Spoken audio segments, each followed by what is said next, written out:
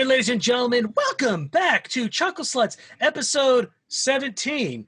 And sorry if you missed me last week. I was busy in the Serengeti hunting down gimps. No one missed you. That's my hobby. No one's watching. My name is Samuel Locke. I'm Shannon Brunetti. And I am Zach Clapperich. And as always, and maybe forever, we'll see, we're going to start off with one of our permanent segments called the World Doe. And I have to start off this time around because it's such a big deal and it's been around and available all week. And that is the poor people rising up against these rich fucks using their own rules. Oh my goodness. All anyone is talking about right now. All anyone's talking about. Usually I don't like going for the mainstream news, but this one's so good. It has to be talked about. For those who live under a rock, like a few of us might, basically, the story goes is that they were shorting GameStop. I'm not going to go into how that works. I know it. I'm just not going to go into it.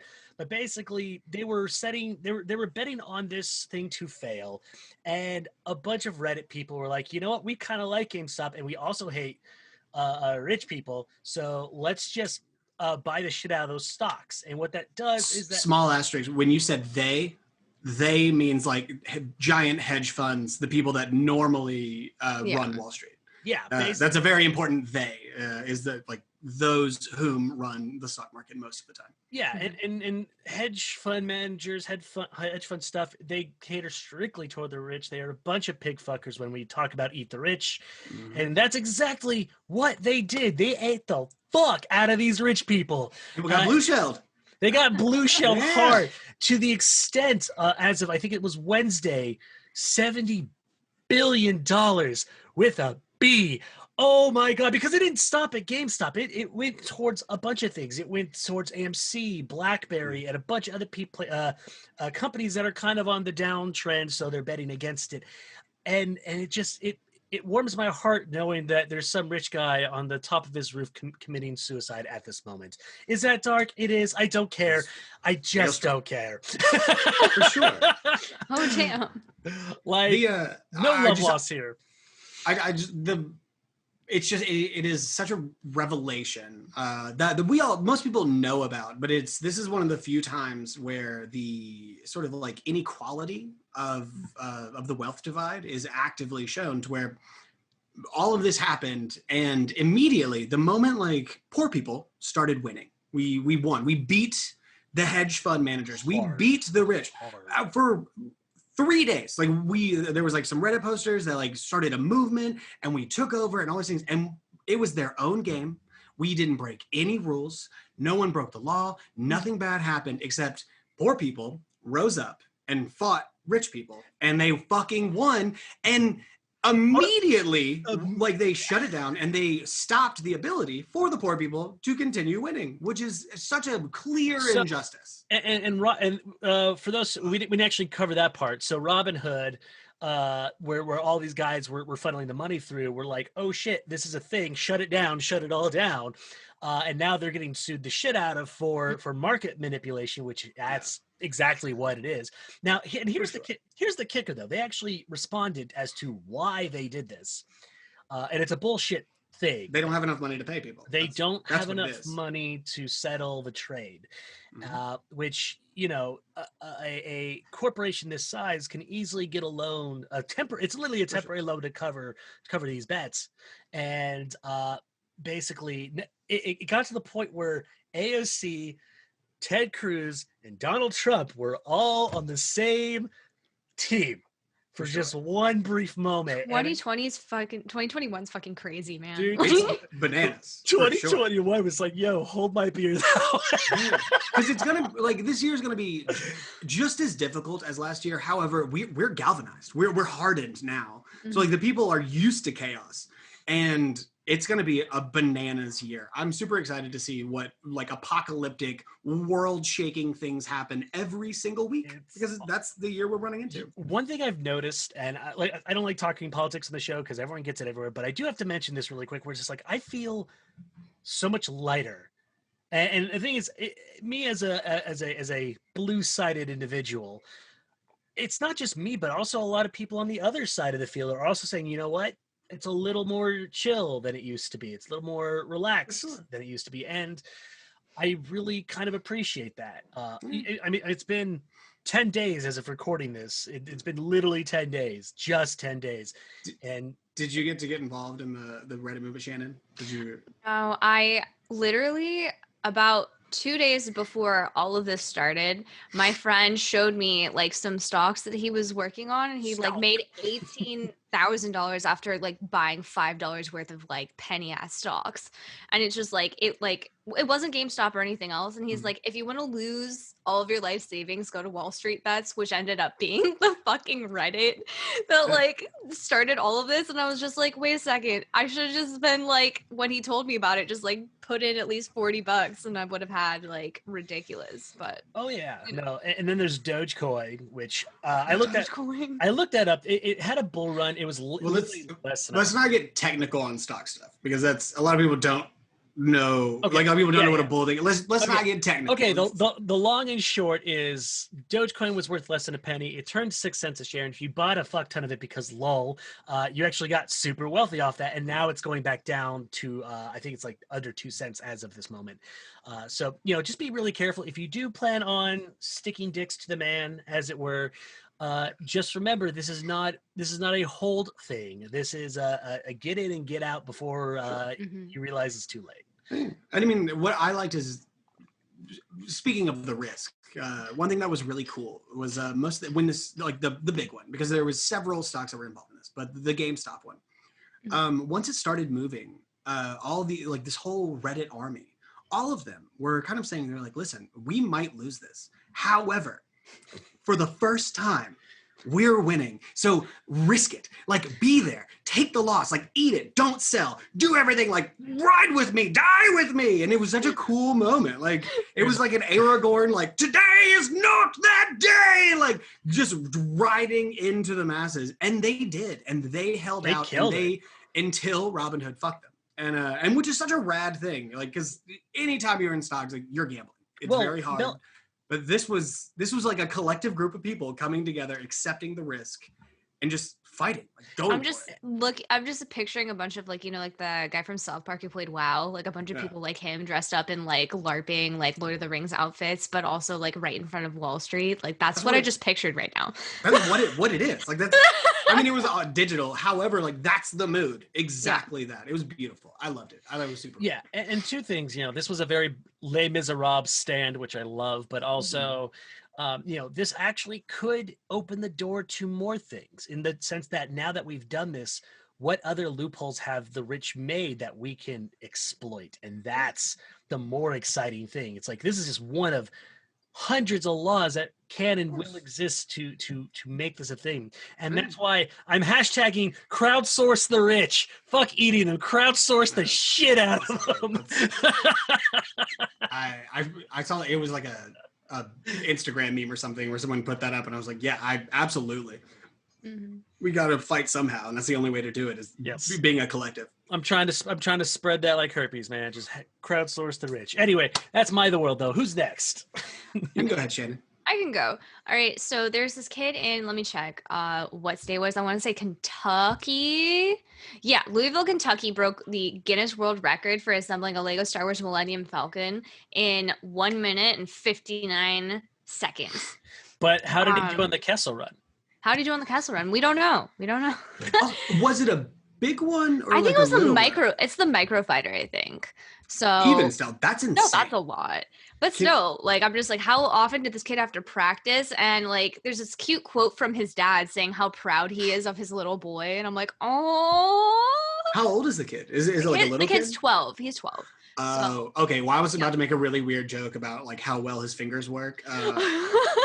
But he's a child, so never mind. Disregard. Yeah. His dad basically said that he was proud of his son for, achieving something that's cool. And so, like, after having such a hard year last year, not being able to go to school and stuff because of COVID pandemic. But I'm just like, wow, he got his dad to publicly say he was proud of him.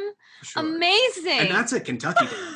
That's a Kentucky. Making a nerd boast. Like, hell yeah. Like, break the norms. That's awesome. But yeah, this is a little sweet little bit of nerdy news. Did y'all do Legos? I never really did Legos. I I feel like I missed a whole movement.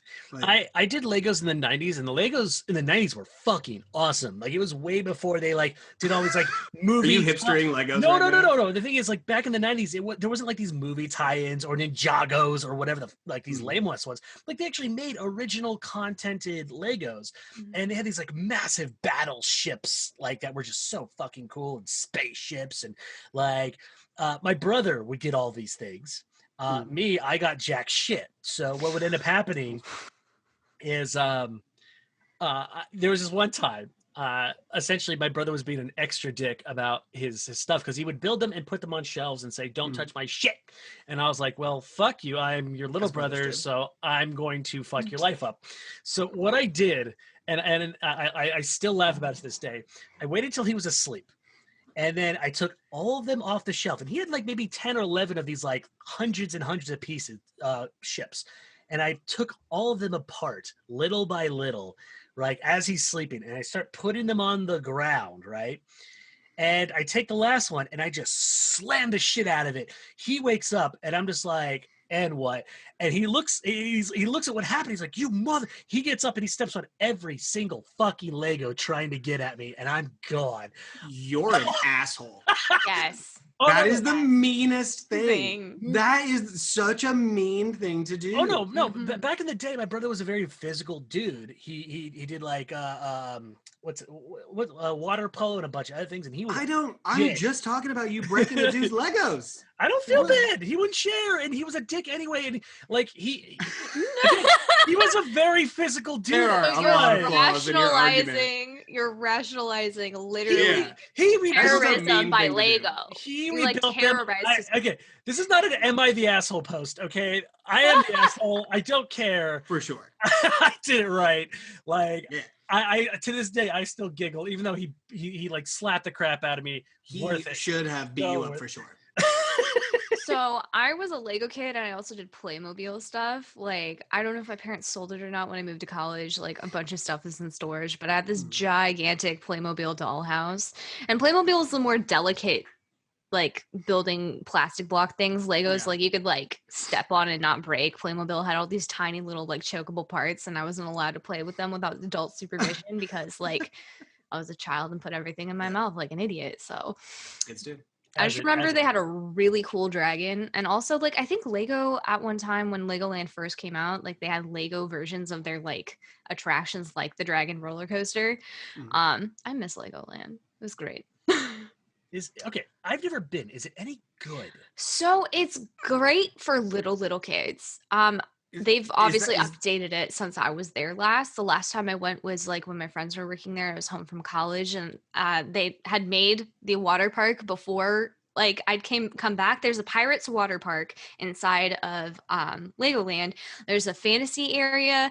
The coolest thing I think is the mini lands. They have like reconstructions of like New York, and then they have Star Wars mini land of like Tatooine and a bunch of other places. What? There's a Lego theme park? Yeah. You didn't there's know? one in Germany and there's one in Carlsbad. Legoland was like the big Lego stores you would see in big malls. Where you can go. It's an amusement park. It's an amusement park. It's a friggin' Lego amusement park. Yeah. Is it all made of Legos? Yeah. Yeah. So like there's How's big that safe? Lego.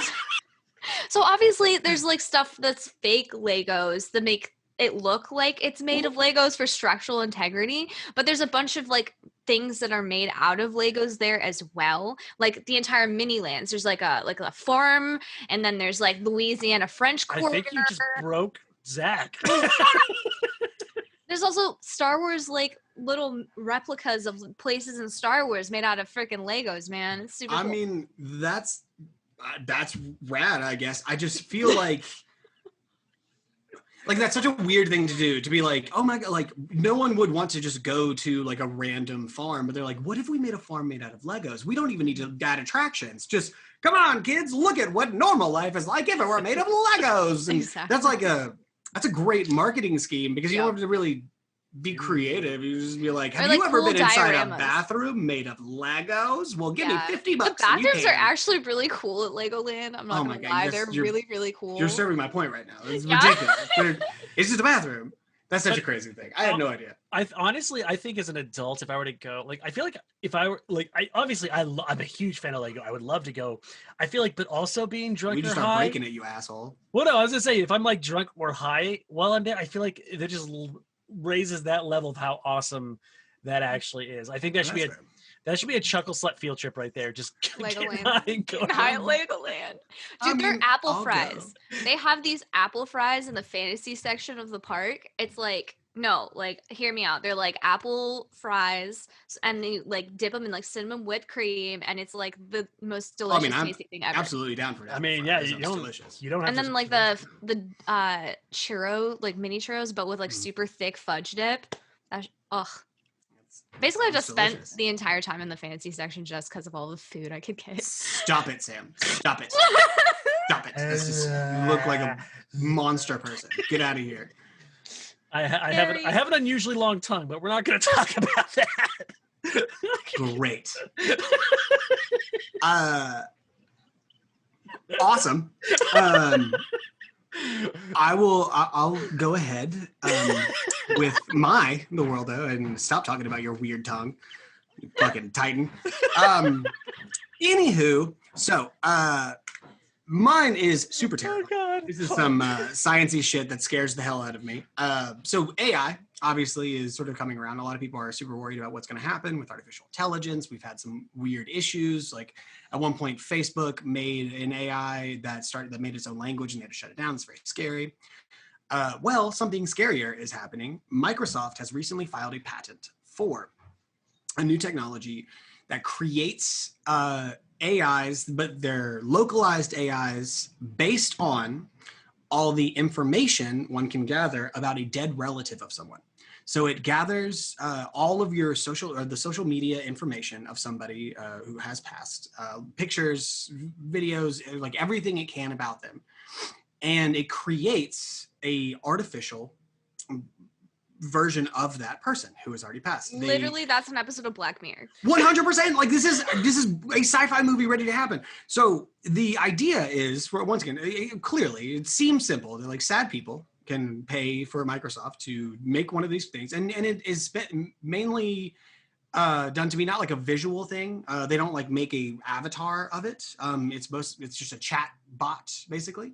But the bot it's made to be that person, and you can sit there and talk to it, and the more you talk to it, the more personality it gains, and blah blah, and that scares the shit out of me. Like, what on earth are you doing? Why would you want to do that? That is such a scary, easy sci-fi fucking topic for a horror movie. Funny that you mentioned this. I actually had this idea last month, and I was talking with Shannon about it, about a virtual reality mausoleum on Earth 2, where you could like meet your person in hyper realism 3. And I'm really mad because I saw this a while ago. I'm like, those motherfuckers beat me to it. God damn it. But like, think of the implications. So imagine this. Like, imagine you create this thing. You start talking to it, and it does, like, say it matches the general tone of the person you lost. However, you talk to it for a while. So it lasts for a year.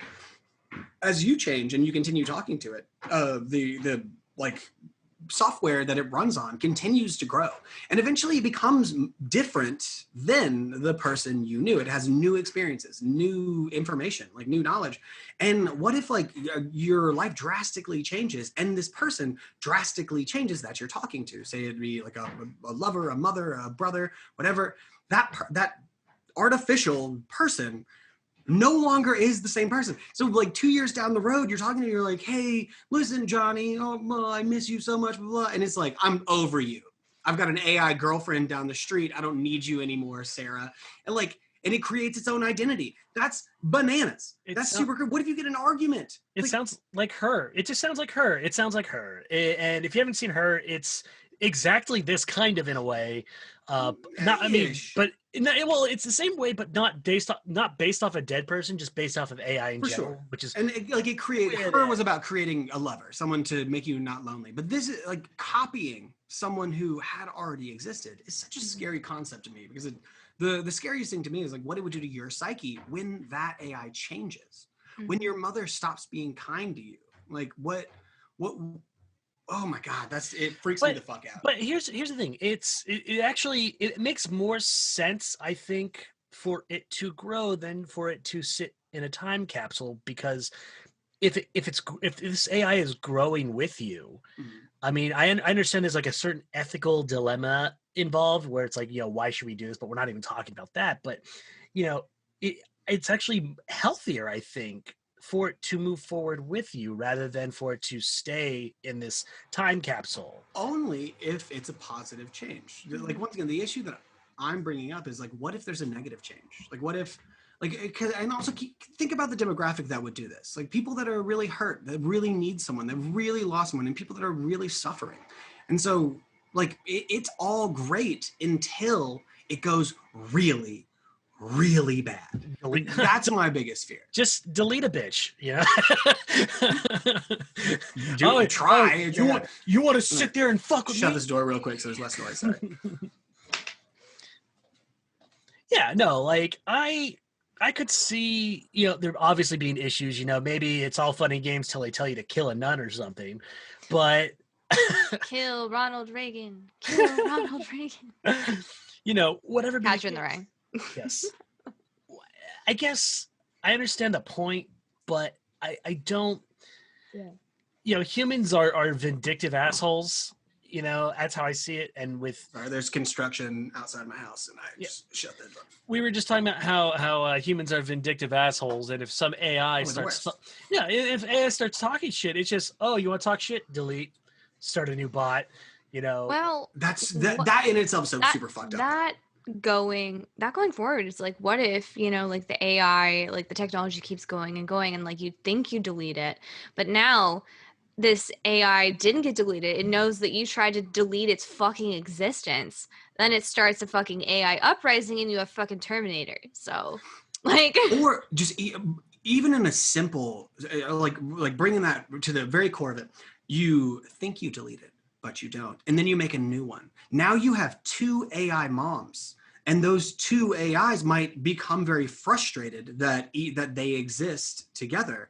Because which one deserves you? The one that's kind of like aged and changed a little bit, or like the newest one? And then what if that creates like a rage, like AI anger as to which one gets you? Oh, it's all so scary. I could write a million stories about how monstrous this idea is. Right. And like, also, like, if it's based off of people who've died and stuff, the AI will have some type of understanding of death, an understanding of like non-existence. And what happens when AI figures out what is like life in general and death and non-existence, like when that shit happens, what the fuck? When they realize that we're fucking obsolete as well, they're like, well, for sure.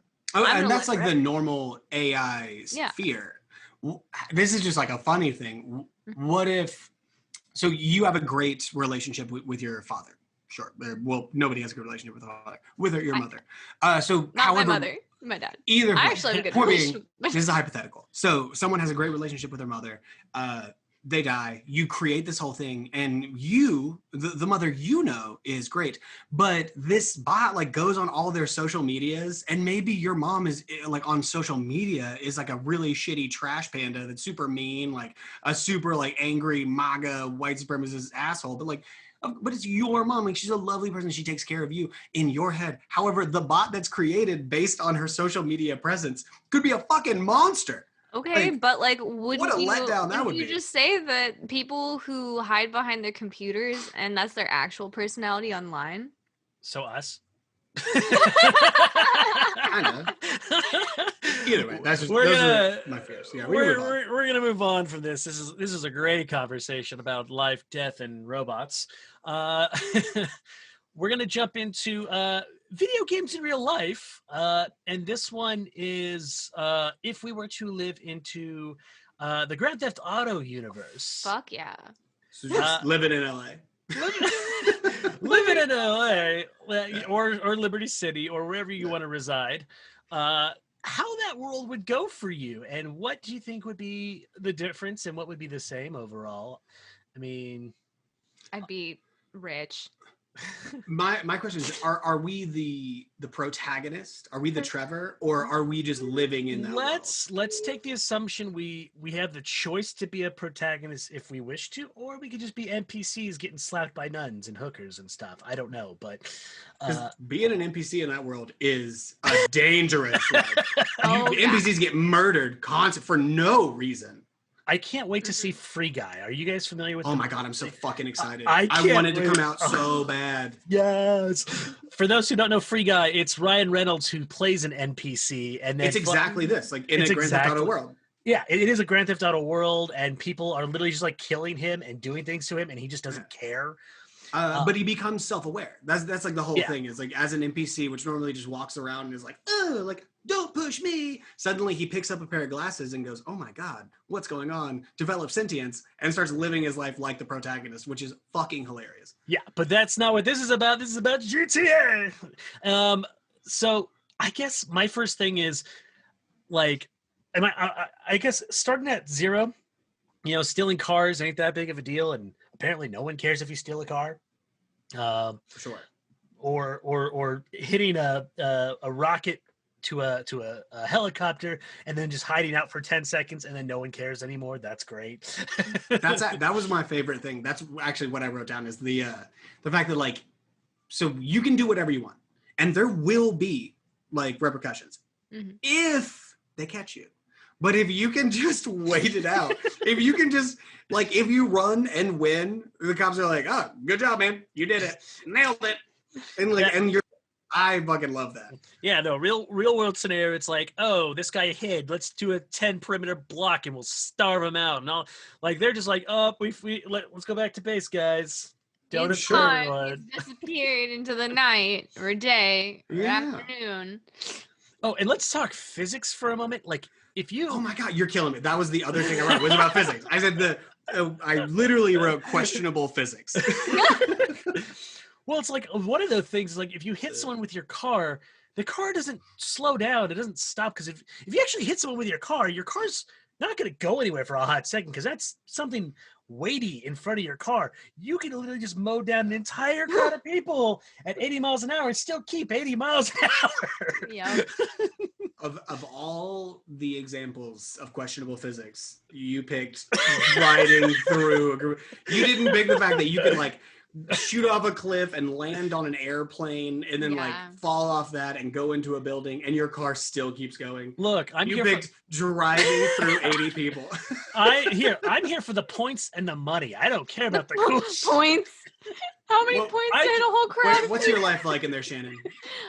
So, after playing GTA 5, I've never ever in my life wanted to be a piece of like San Bernardino, like hillbilly dude, except for Trevor. Honestly. I would be fine being like literally just living as Trevor the rest of my life. I am fine with that. He knows how to fly. He can go on rampage and goes literally like Hulk smash, murders a bunch of people, which I've thought about on occasion. And literally my favorite thing to do in the game is like literally just going to the military base, stealing a motherfucking plane and just like flying around until they forget about me, and then just stealing a fucking army grade fucking cargo plane because I do. And that's another thing. It's like how lax security is just everywhere. You end up on a security base or on a base for any reason. You're anywhere near the flag, your ass is gonna get shot. But like you just jumping on a plane and saying, "Oh, I'm gonna take this, guys. Bye," and they don't do anything, and then you crash it. It's not even on the news. Like. Yeah, no, that's... Sure, it's pure chaos. Like, that is absolute anarchy, which is fun. That's kind of like how I love the Fallout world. This is just Fallout world with cell phones. Like, Fallout with Wi-Fi is GTA 5. Like, well, it's controlled chaos is what it almost feels like, where it's like, the world... It's like the world goes on without you. It's like you're completely invisible and everything you do is nearly invisible. And then even if you do get wasted or whatever, you just end up at the hospital ready to go. You don't die. You just, hey, I'm back, ready to fuck things up. Yeah. I mean, that's the greatest thing about most video games is the instant heal situation is like not very many consequences unless it's like Dark Souls or some shit. For sure. That's like I just like, it would be such a shitty video game if in reality, like when you're running, like you roll your ankle. And in the video game, it's like, well, you can't fucking walk right for the next like 6 hours of the game. This game sucks. It's like, well, we're real. Well, it depends. Like, I mean, if you're playing Death Stranding, isn't that like the whole thing where everything's like hyper realistic? But in your even movements? in that, you That can was still the get best like movie I medkits ever and shit. played. I haven't played it yet. I want to so That's so badly. But I mean, with GTA 5, it's like, would you guys take the yee ass haircut or like, you know? You're asking the style of it. Well, if we were gonna go style, I would actually choose Saints Row for style. I don't know if you know about Saints It's Row. not the same game. It's not. No, it's not. It's not the same For game. sure. It's the same genre. It is. But it's Saints Row. I think 4. It's like you're in a simulation. Yeah, it's GTA if you took like too much acid. Yeah, and I love Saints Row. I haven't played that one. Saints Row is bananas. So Like it is. there's like rubber fucking dicks hanging ridiculous. out and You dancing. can create like a throne that shoots dicks like as you ride around. Like you can do such weird things in that game, It's and like it is totally normal. it's cyberpunk before cyberpunk. Yeah, sure. Yeah. Oh, and the soundtrack is bomb. I love the soundtrack for Saints Row. It was great. That's actually GTA is the same way. One of my favorite things that whole game is just driving around, listening to the radio, just jamming. It brings me back. It makes me want to just like drive around and listen to like, because I don't think I've listened to FM radio in probably 7-8 years. Mm-hmm. But whenever you play GTA, I can ride around and listen to the radio all day. Video super game rad. ASMR. I think Yeah, they, like, 100%. updated the music and everything because I played it like back in 2019 and they'd updated it with more like Kendrick Lamar songs and everything too off certain stations. For And I'm like, sure. this is great. I love this. Yeah, they get down. It's such a Yeah. cool thing. I definitely like. I would 100% live in a GTA world, but I would kind of do the same way that you said you'd be like a San Bernardino, fucking Hills of Eyes person. Mhm. I would Hey, just wait a kind of minute, like- wait a minute. I'm from there. Fuck you both. I don't think I would survive in the city because I love taking risks, and I'm well known for making huge mistakes. So I would love to be in the GTA world and just play with physics and just drive around in the mountains because for some reason cars can just like drive up rocks in this world. All about it. But I'd live there. I'd do GTA. The only difference is chuckle sluts on every single radio. Every single radio. Just chuckle for sluts sure. 24/7. It's Because I like hearing the sound of my own voice. What can I say? Okay, Trevor. Yeah. Okay, enough. I'm personally attacked by this relatable content. That's all right. It happens. But yeah, no, the thing is, with GTA, you know, people, it's like it's very Skyrim-y in the sense that it came out in 2013. People still play it. It still gets ported to all the stuff. Like it's really a game as a service at this point. And they're not even talking about like GTA 6. They don't even talk about it because like why? The problem is it's a perfect game. So why? Well, what's interesting actually is like doing this sort of thing on the podcast, the video games in real life. It's interesting you bring up Skyrim because one of the things that GTA and Skyrim both do really well is they give you another world to live in. So like our concept of doing this works really good with like other games and like because it's way out there. But this is super normal because like GTA and Skyrim, they are games that people do try to live in. Like there are people that waste like months of their lives being in Doing role playing stuff. For sure. I mean, just the hours people put in. Like there are Skyrim people that have put in thousands of hours because that world is more fun to them. I get it, Shannon. I'm a LARPer. I go fucking LARPing. Oh, I miss LARPing so much. Skyrim life. GTA LARP would be way weirder. They do it. They do it though. Do they? Nah. If you know in game there are people who straight up role play like the multiplayer aspect. Well, that I'm talking about full on like live action, like being outside and like because like when you do fantasy That would be RP. illegal for GTA if you were trying to do GTA LARPing. I don't know how you would do that. It would just be all Nerf guns and You just steal people's cars with a Nerf. It would get real dangerous. In fact, we shouldn't talk about it because that is a terrible idea. That is a horrible. So you're LARPing. Is it strictly role play, or are you talking about like the full like pool noodle built type of thing? All of it. Like you go, there's a whole damage system. There's a swing system. You cast spells. You attack people. I'm not a big combatant, but a lot of people are really into the combat. There's a whole system of like it's kind of like doing a D&D game where you have to build a character. Your character levels up as you play more games. Like the LARP world does like big ass quests. It is, and when we go, me and Katie will go out. You camp out for 4 days, and it is hardcore. Like you're not allowed to have your cell phone on you. If people catch you like speaking about the real world, like there's like I can't remember what the code word is, but people start yelling. It's not like you get penalized, but people call you out. And you have to stay in character for like 4 days. I love this. It's super rad. We went, before the world ended, we had gone for almost like a year straight every month. Katie has 3 different characters she runs. It's super rad. But we do, like, we build weapons, make armor. You go out there, and like I play a Vash, a Gaelic druid who's.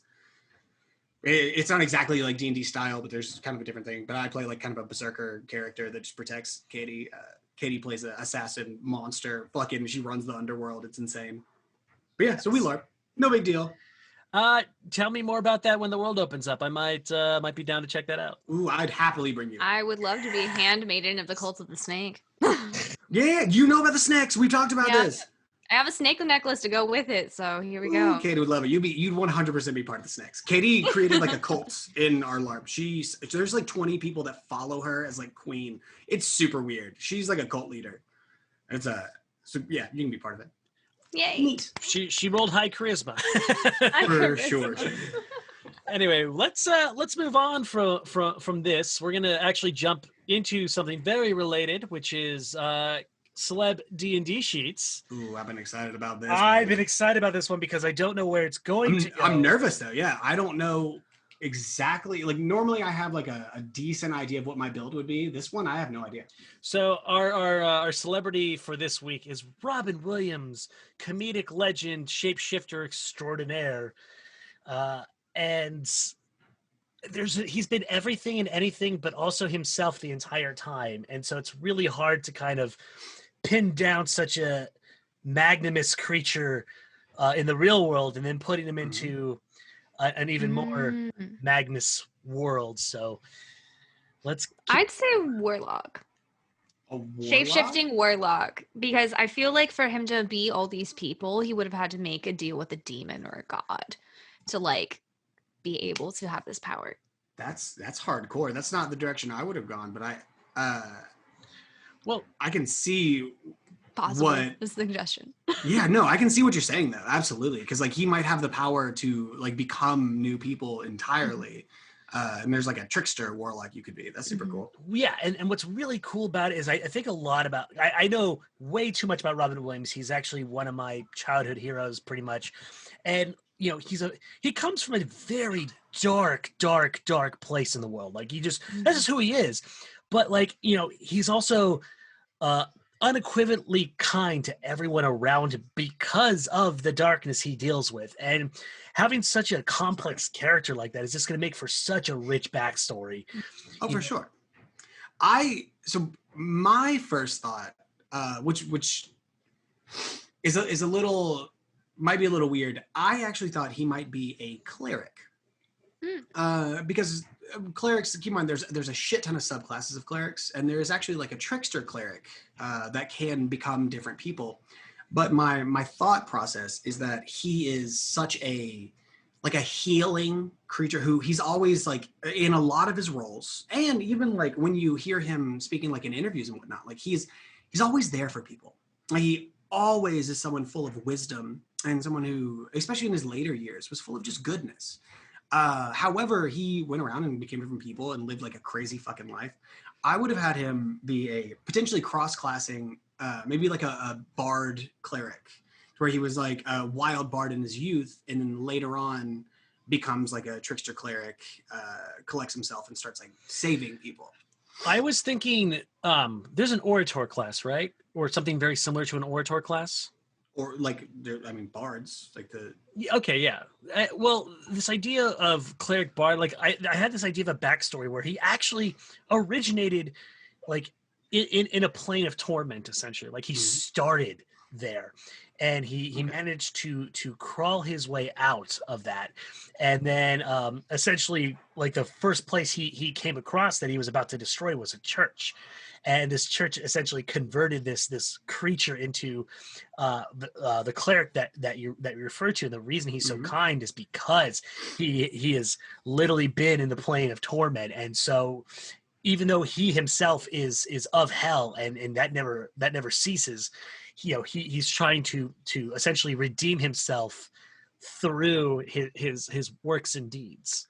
That actually works really well with what Shannon said, because what it could be is his warlock patron could have been a hell lord of some type. And it kind of works with Robin Williams' like life, to where like because in his early life he was known as being like a wildling. He was always at like Chateau Marmont, like doing too many drugs and getting wild. And so he in his early days could have been this warlock for and it's specifically like a sort of like an illusionary, tricky warlock that tried to maybe he worked for like Mephisto or Mephis. I can't Just remember who. Mephistopheles. Whichever is like he runs the 8th level of hell. Point being, he was always trying to trick people into giving up their souls because he was so charming and so endearing, and that was his thing. And eventually, maybe he got tired of it. And so, as Sam said, then when he finally like crawls his way out and is trying to break free of his warlock pact, ends up taking on like a clerical oath to try to break that pact, and which would be like a full switch. So like he used to be a warlock, and now he's not cross-classing. Now he's just a full cleric, trying to make amends in his older days. And here's the kicker: like he was found, like Mephistopheles, he was found, and so he's always essentially trying to drag him back into hell, and that's why he always has like a look of sadness, because he knows the devil is right on his back the entire fucking time. Ooh. Yeah, absolutely. I fucking love that. I think that's super cool. Hold on. What is it? What the fuck was... Why don't I know this? It's because I drank. And like, and at a moment's notice, he knows he could just turn around and just... It is Mephistopheles. Yeah. And he knows at any point in time, he can just turn around and say, I'm ready to take me back. And Mephistopheles just be like, yoink. And he feels that tug every single day of just like a splitting of two worlds, as he's trying to help the world, but also keep the world away from himself as well. And it's just... For sure. I feel like he probably tricked Mephistopheles into allowing him to escape hell as well. And he's trying to where he made a pact where he's like, I have this much time up on the surface, and like the time's slowly ticking away, and the evil hell dude. 100%. That's such a cool story, because it's maybe he didn't get entirely out of the contract, but what he could have done is made a very long contract for whatever he was given like enough freedom to go into the world, assuming that he would be doing like the evil deeds that he's supposed to. But in reality, what he is trying to do is find a way to earn his freedom and trying to find a way to break this like bond that he has with Mephistopheles. And for what type of creature he is, it would be super rad if we make him a fallen Aasimar. So the Aasimars are like angels in this. So he could be basically a fallen angel, which is a super badass fucking creature in the D&D monster manual. And once again, like maybe he lost himself super early, made a deal with Mephistopheles to get power, and now he's realizing like all his faults, and now he's coming up and trying to regain his Aasimar power. What if he met somebody that like he really genuinely cared about, who was maybe on the mortal plane and whatnot, and made him want to for sure change his mind about it? Like either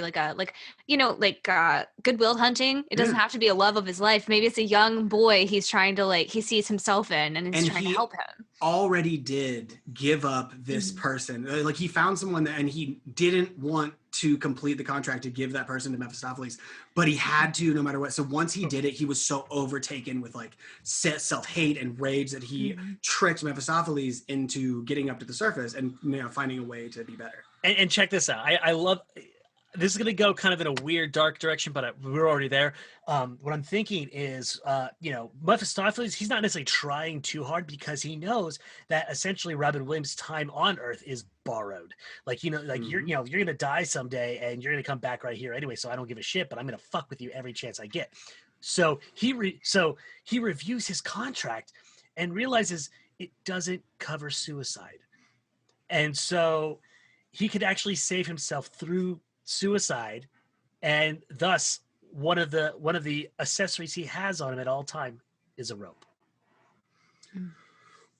That is super dark. I don't mean to like. I think the flaw in that would be every soul that dies, no matter how they die, has to come back through down the 9 hells, and so eventually, like, he would just end up back in the same spot. But yeah, like, I mean, to write it into canon to make it some like a bad way, like, that would be a dark tribute. My only issue, like, personally, suicide's a really rough fucking topic for me. It's kind of like pro suicide. I don't really like that. Well, no, it's not so much pro suicide, but it's more along the lines of being able to, I guess, put a more,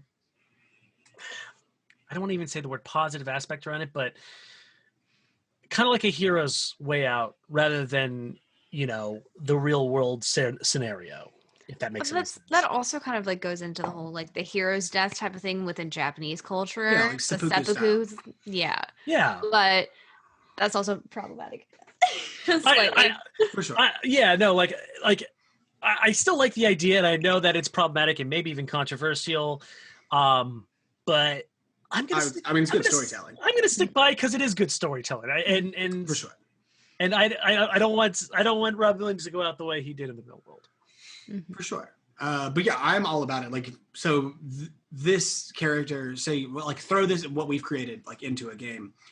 Mm-hmm. One of the coolest aspects of this would be using him as a sort of like a connecting point. Like, say our characters need to get to hell, and like, we come across this person, or like, who we come across, like, a church, we talk to the church that he went to find like his new oath or whatnot, and they're like, oh, well, I know a guy who has been in hell, and so then we have to convince him to go back into the place he doesn't want to go, and convince him to lead us into hell to complete some quest or whatever. And maybe we could help rescue the guy that he ended up like trading for his freedom. For sure. That would be a great trade. Yeah, if we're like, listen, we will do everything we can to get the boy or whatever out of hell that you are so angry about, if you just bring us to hell. Hell yeah, that's a super fucking rad. So it's kind of like a Dante's Inferno sort of deal. 100%. He's our Virgil. Yeah. So he's the cleric bard Virgil. Cleric warlock. Cleric warlock of the D&D world. Yeah, I think that's super cool. That's also just a cool story. And one thing that you could put him in a super precarious situation where, being a warlock, all your power comes from your pact. So from him, it would be from Mephistopheles. Mm-hmm. But he has like given up ever using it so that he stays away from Mephistopheles. And there could be such like a big like moral dilemma where we get to a certain point where like we need him to use his warlock abilities. Mm-hmm. But he's just like, no, like, I'm a cleric now. Like, I don't do that ever. And that's a quandary. Quandaries that's the greatest thing about D&D, is putting people in quandaries. And you two would have to convince him to make a horrible decision for you two, which is, that's beautiful. Beautiful. I love it. And like, oh my God, wait, I just had this cool idea. So we mentioned Son with Sacrifice, Hellblade. What if every time, since he's made the new like cleric, every time he uses his warlock powers, there's some weird degradation in his body from the fact that Mephistopheles is trying to come get him. Absolutely. Some, like, physical like degradation of his body, like stuff. You know who would be a really fun addition to this campaign would be Stevie Nicks, I think. Oh yeah, Stevie Nicks would be amazing. Great in this somewhere. Like, she's already in this. No. Oh. What? Just in this current campaign with Robin Williams. And this, yeah. With see, in my head, like my head canon, has all of these people in it. Oh shit. Oh, once This again, would be like, great. I already told you, like, if I run a game with all of these characters, like, Kanye they're West, all going to be in Phoebe. it. Like, Elon these Musk, actual are Elon in Musk. these- yeah, Elon Musk and his weird, like, lotus metal contraption that you talked Mhm. about, like, Mhm. 100. These Could are you- all going to be things that we have to deal with. I just imagine like actual Elon Musk in actual hell going, oh my god, it's real. Holy shit, it's all real. That's- And then Mephistopheles just sneaks on up and he's like, oh, you're here early. Absolutely. And have you here Elon for another kinda about tracks 30 along years, and- bro. And it just kind of like looks around at the infrastructure and is like, have you thought about going solar? He thought about going solo. You know what's we hot? need to You know play what's this hotter? game. You know what's hotter than fire? The sun. Fun. That's so fucking funny. Oh. I want to end it on this note. I know we want to go probably a lot further with this, but that was too good. I'm down. I love it. That might be my favorite one we did. Like in pure like D&D story wise, because a lot of the characters we make are kind of like super meta and ridiculous. Mhm. I would absolutely make this character like in a real campaign. Absolutely. I'm starting up a new campaign in like 2 weeks, and I might steal this idea. By all means. It won't be Robin Williams, but it'll just be like a fallen ass. Anyway, we've actually gone a lot of overtime on a lot of our stuff here, so we actually have to close up on 3 instead of 4. Well, we're not doing the fucking Not yet. the donkey punch or We'll do it. We'll do it Tuesday. It's in 3 days. I was excited. I know. But we do have We to only wrap did like up. 45 minutes. What do you? Is it Oh, no, 45? we didn't. Never mind. Yeah, about to say we gotta wrap up this this donkey show. And Shannon, where can we find you? You can find me at Shady Bees on Twitch TV. I stream Monday, Wednesdays, and Fridays at 7:30 p.m. Pacific. I'm also starting a YouTube channel with fitness goals and a bunch of other stuff like nerdy shit.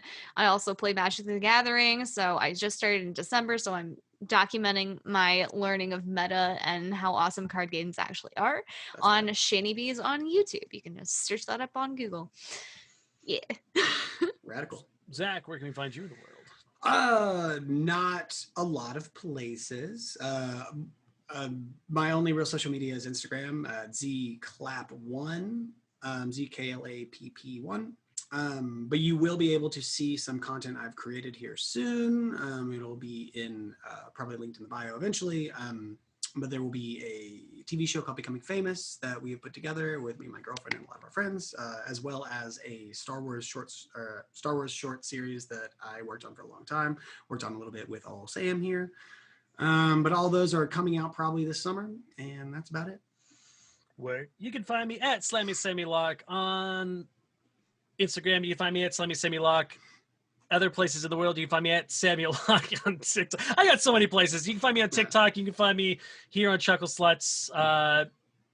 You also find all of us on Twitch soon. And you'll find all of us on Twitch soon with Chuckle Sluts as well. I'm terrible at this. This is what happens when I'm not here for a week. I just forget all my lines.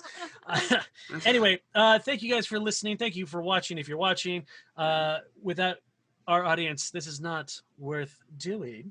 For and sure. Next week, we're going to show you guys some new stuff. A lot of new stuff, actually. I'm really excited to pull out some of our new segments and some other new things that we're incorporating into supposed to do the right show. now. My bad. We like to talk on a talk show.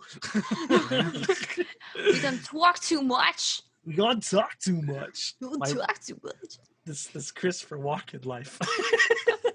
Close. Bye.